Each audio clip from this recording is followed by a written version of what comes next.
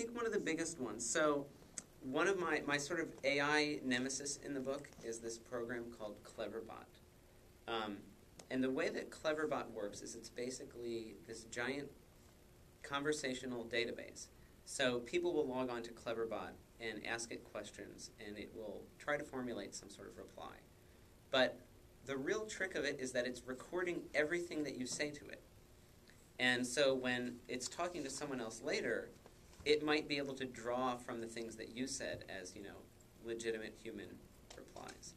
And so it's been online now for like 12 years. It talks to people around the clock. I think the longest someone's ever talked to it was like 14 hours. Wow.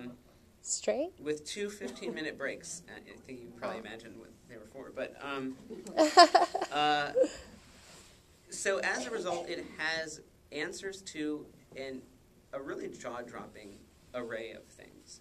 You have this great part where it can go back and forth on the lyrics to Bohemian Rhapsody.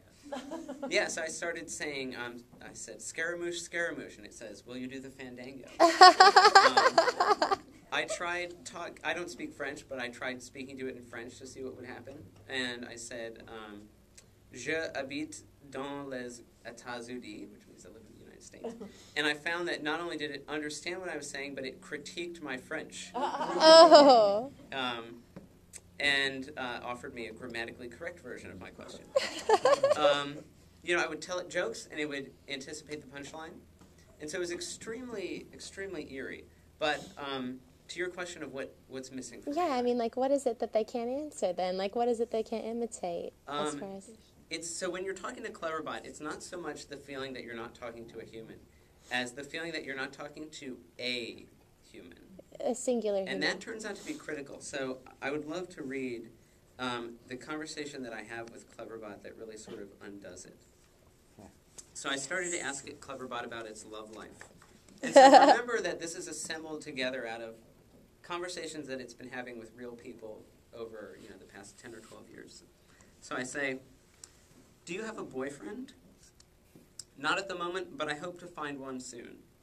So I venture, I would like to be your boyfriend. Cleverbot says, that would be difficult since I'm happily married. So I ask again for clarification, wait, do you have a boyfriend? No, I'm still looking for love. Do you have a husband?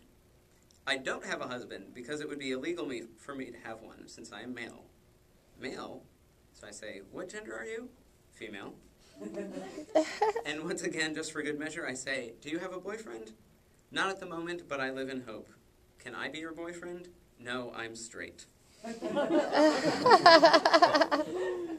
And so I think that really points to there being actually an extremely important difference between the sort of collective consciousness and what it is about each of us that's kind of this unique, idiosyncratic experience of the world, or this very specific perspective or take on things that's based on a life narrative that no one else is going to completely share. So that to me seems much more important than I originally would have thought. Yeah. Yes, sir.